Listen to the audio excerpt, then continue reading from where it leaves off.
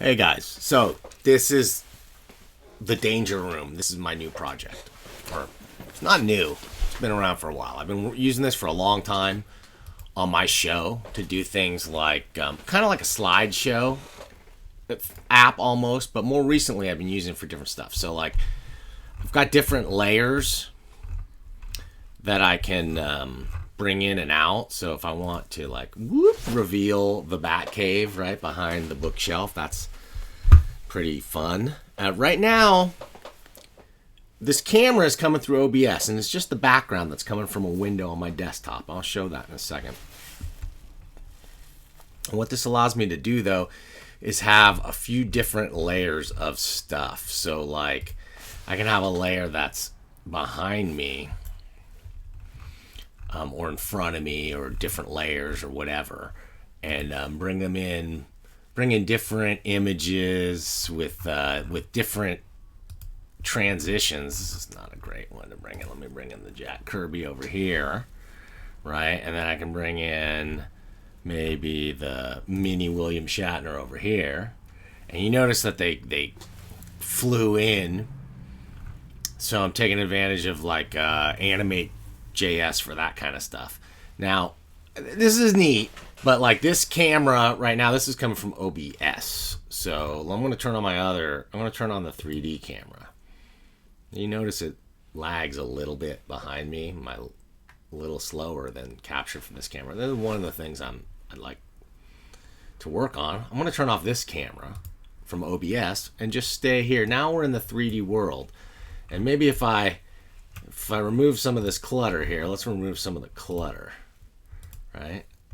And then just get you a background. And then I'll bring up my guide here. And what we can see is I'm using 3JS and color keying, believe it or not, in a GL shader. This is all code I just kind of cribbed off of different places and mixed together. So I'm using my mouse right now to control it, but I also have, like, keyboard controls, so I can adjust all kinds of different things. I can, whatever, lean it forward and backwards, and I can even like increase and decrease the size, whatever I need to do. I got some presets on here that are pretty neat. And I can tap into whatever webcams that I got going on. So I can even use this is my $1 million comic cam. You can see it's backwards right now. Let me turn it around. You can see it forward. Hey there. Silly.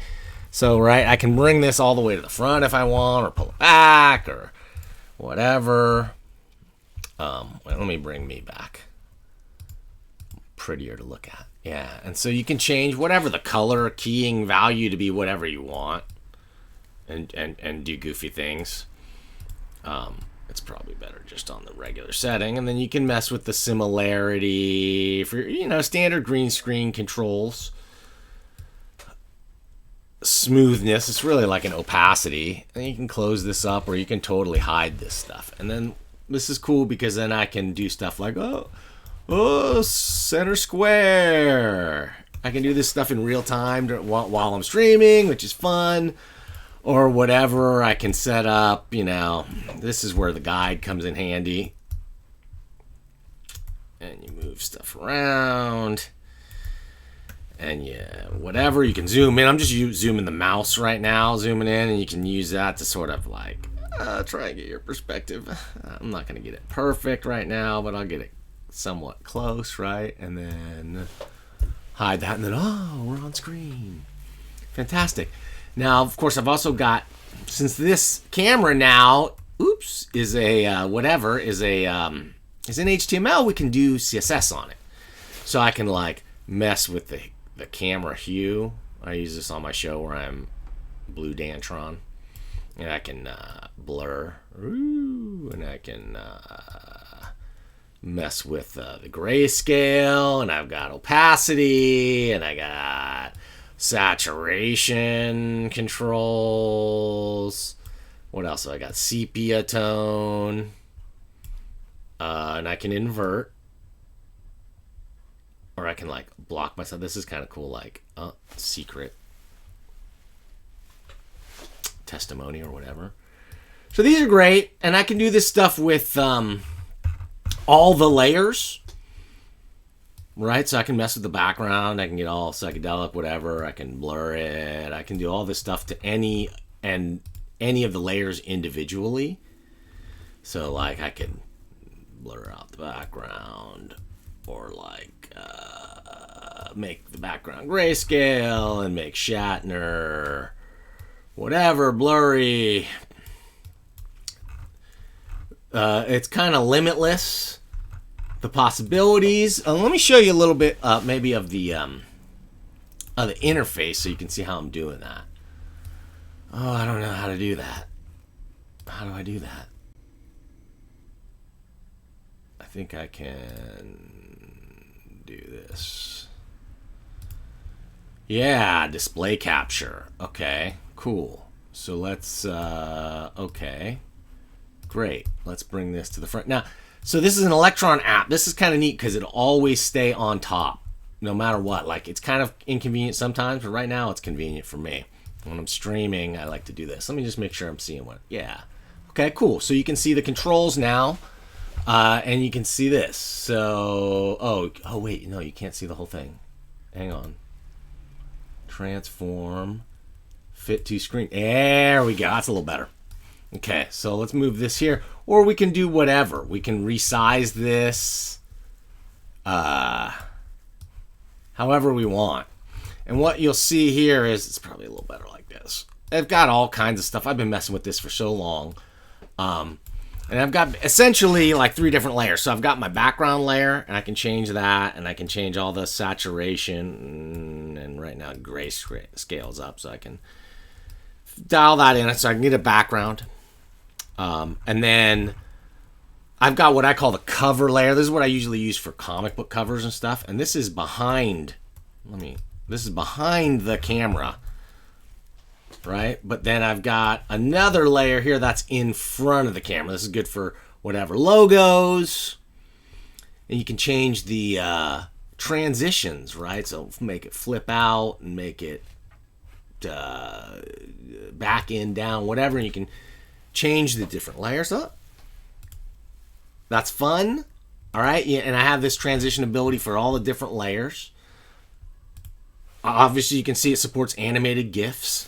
It's also, believe it or not, supports a few other things. I even got game controller support to switch the images. I don't use that much.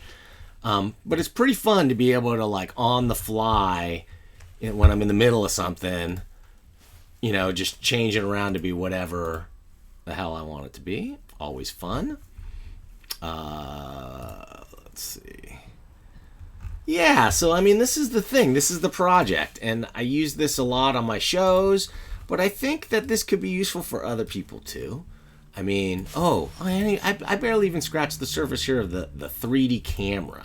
So this is, you know, so when I'm in here, I can do kooky effects on myself. I can put myself in perspective. I showed you that, but I can do things here, and I can also, I'm messing with animating this. So right now I've got this sort of like pulse animation that I can do. This is good for like, if I want to do like a space anomaly thing. Let's see, I want to make the background this, and I want to make it like we're in the spaceship looking over. Whoop.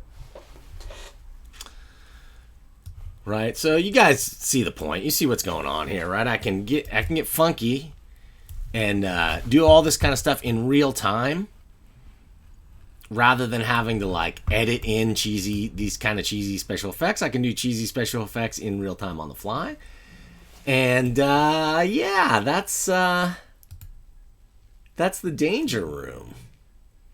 So wait, let's see here. Let's get onto the virtual cam. Yeah, let me stop animating that for a second. And, wait, yeah, we'll hide that. Virtual cam. No, we'll hide that. Yeah, that's what we want. So, anyway, this is the project. This is the fun. If you want to be involved, what I really need help with just right out of the gate is I need to compile this for Windows and maybe for Linux or whatever platforms that it'll support. You just got to, like, install this thing and do, like, a yarn make. So, if you use Windows, I'm looking at you, Bobby Tamburino, and you're willing to help and you're a nice person, so maybe I'm not looking at you, Tamburino. Maybe I'm looking off to the side. Just kidding. If you got time and the inclination, I would appreciate a help of compiling for these different platforms. If you feel like hacking on this thing, it's all just HTML. It's a lot of fun. Oh yeah, I didn't even show we can do different, like, I don't know, animated effects on the background. That's not a good one. Let me Pulse or Jello. That's a good one. Right. So anyway, if you want to be a part of this goofy thing and help me out, I don't know, I think that there's all kinds of podcasters and streamers especially that could use this sort of thing. So I don't know, consider it. Thanks for thinking about it. And thank you for seriously considering it. See ya.